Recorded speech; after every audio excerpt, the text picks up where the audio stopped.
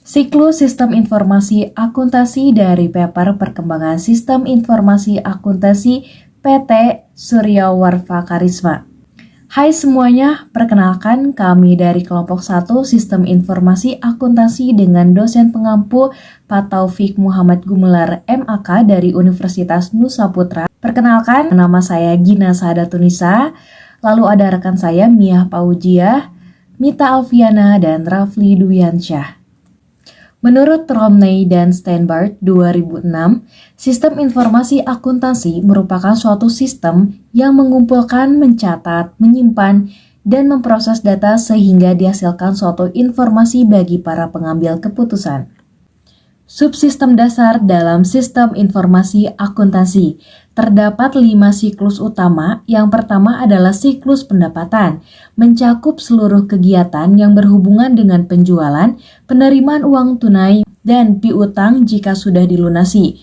Yang kedua adalah siklus pengeluaran, mencakup semua kegiatan yang berhubungan dengan pembelian, pengadaan, pembayaran, termasuk utang jika sudah dibayar. Yang ketiga ada siklus penggajian, berhubungan dengan sumber daya manusia mulai dari merekrut, mengontrak, menggaji, mem-PHK, hingga tunjangan pegawai. Yang keempat ada siklus produksi, merupakan penganggaran dari kegiatan pengolahan bahan baku hingga barang siap jadi. Yang kelima ada siklus keuangan, merupakan kegiatan yang mencakup memperoleh dana baik dari investor maupun dari kreditor, mulai dari perjanjian, kesepakatan, hingga pembagian hasil. Studi kasus PT Surya Warfa Karisma.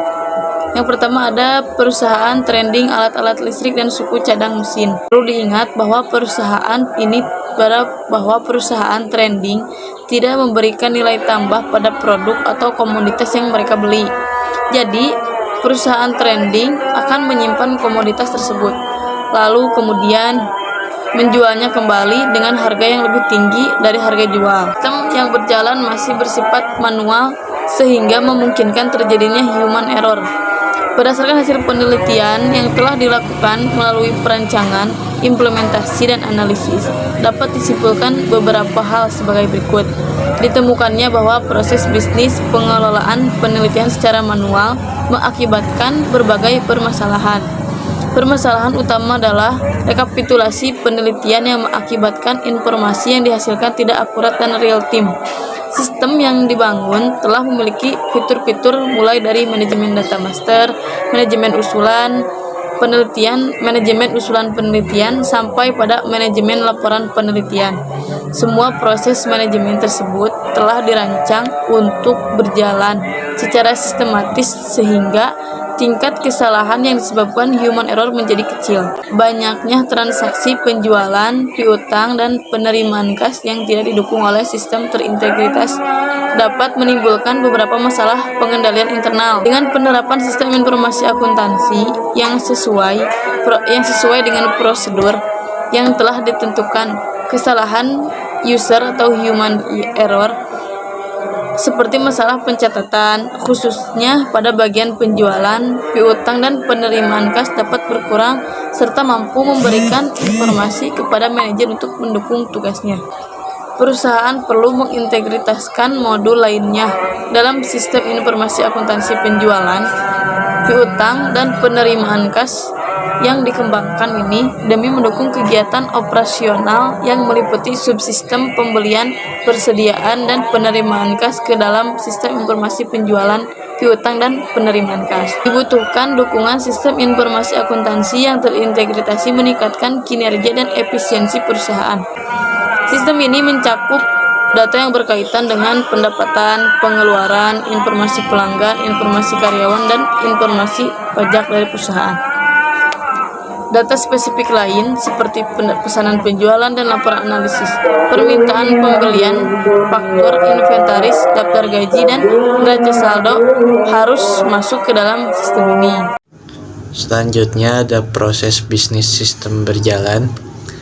Proses penjualan diawali ketika bagian administrasi menerima permintaan penawaran harga dari klien atau calon pelanggan. Berdasarkan permintaan penawaran harga dari pelanggan, bagian administrasi menghubungkan bagian pembekalan untuk mengecek ketersediaan barang serta jumlah yang diminta melalui telepon. Jika barang yang dalam jumlah diinginkan pelanggan tersedia, bagian administrasi membuat surat penawaran harga yang didasarkan atas daftar harga barang standar yang dimiliki arsip administrasi. Setelah terjadinya kesepakatan harga, pelanggan akan mengirimkan surat pemesanan barang atau purchase order atau PO kepada perusahaan. Berdasarkan PO yang diterima, bagian administrasi membuat sales kontrak antara dua pihak yang melampirkan kesepakatan harga serta mencantumkan cara pembayaran dan jangka waktu pembayaran. Dalam administrasi membuat delivery order atau DO sebanyak 3 rangkap, kemudian diserahkan ke bagian keuangan berdasarkan sales kontak dan DO yang diterima. Bagian keuangan mencatat pesanan pelanggan tersebut ke dalam invoice. Berdasarkan DO, bagian pembekalan mencatat pengeluaran barang pada buku persediaan pada saat penyerahan barang. Bagian pembekalan melampirkan invoice dan DO untuk ditandatangani pelanggan. Setelah pengiriman barang selesai, bagian keuangan mencocokkan DO yang telah ditandatangani oleh pelanggan dengan sales kontrak serta invoice yang ada di arsip sementara. Selanjutnya, bagian keuangan mencatat transaksi penjualan ke dalam jurnal penjualan dan menambahkan piutang pelanggan apabila penjualan dilakukan secara kredit. Selanjutnya ada prosedur retur penjualan. Pelanggan dapat melakukan klaim terhadap barang yang rusak atau kondisi lain yang tidak sesuai dengan pesanan. Jangka waktu pengembalian berbeda-beda tergantung kesepakatan yang tertera dalam perjanjian dengan masing-masing pelanggan. Dalam hal ini, pelanggan harus melampirkan barang yang diretur dengan invoice serta DO rangkap 1 yang diterima ketika pengiriman barang. Bagian administrasi menangani keluhan pelanggan dan menghubungi bagian pembekalan untuk memeriksa kondisi barang. Apabila keluhan yang ada sesuai dengan kebijakan retur perusahaan, maka bagian administrasi akan mencatat ke dalam surat retur sebanyak 4 rangkap sebagai berikut. Rangkap 1 untuk pelanggan, rangkap 2 untuk bagian akuntansi, dan rangkap 3 untuk bagian pembekalan, rangkap 4 untuk arsip bagian administrasi.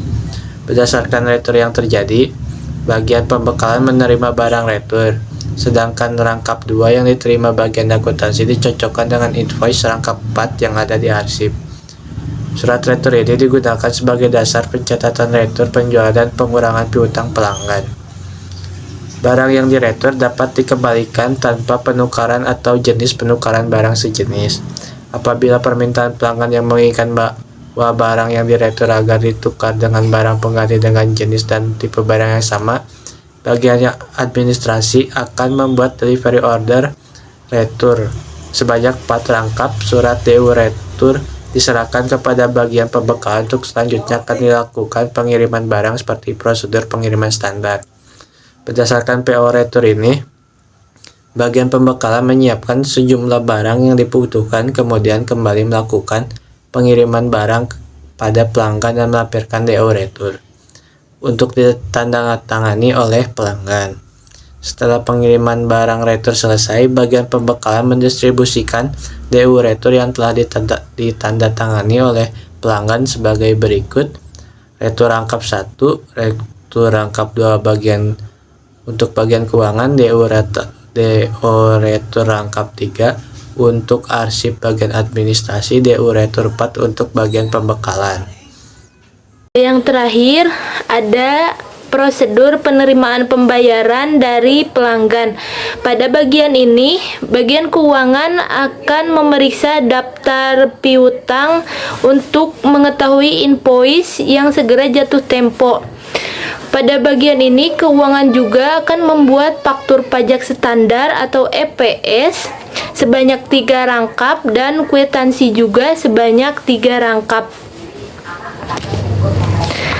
Ketika pelanggan akan melakukan pembayaran, maka pelanggan tersebut akan mendatangani EPS dan kwitansi yang masing-masing berangkap 3. Bagian keuangan juga akan melampirkan invoice rangkap 1 kepada pelanggan, kemudian menyerahkannya beserta EPS rangkap 1 dan kwitansi rangkap 1 yang telah ditandatangani kepada pelanggan. Dokumen-dokumen yang akan diterima nantinya oleh pelanggan sebagai bukti pembayaran yang lengkap dan sudah lunas. Yang pertama ada EPS rangkap 1 untuk pelanggan, yang kedua ada EPS rangkap 2 untuk diarsipkan di bagian keuangan, yang ketiga ada EPS rangkap 3 untuk bagian akuntansi, yang keempat ada kwitansi rangkap 1 untuk bagian pelanggan, yang kedua ada kwitansi rangkap 2 untuk diarsipkan bagian keuangan, dan yang terakhir ada kwitansi rangkap 3 untuk bagian akuntansi. Dari hasil analisis diperoleh bahwa objek dari sistem informasi akuntansi PT Surya Warfa Karisma ini adalah penjualan, piutang, dan penerimaan kas. Siklus yang menjadi pembahasan adalah siklus penjualan, retur penjualan, dan juga siklus penerimaan pembayaran dari pelanggan. Jika sistem informasi akuntansi ini menggunakan prosedur yang sudah sesuai, maka dapat meminimalisasi human error pada perusahaan sehingga aktivitas operasional perusahaan dapat berjalan secara efektif dan efisien dengan sistem yang terintegrasi dengan baik.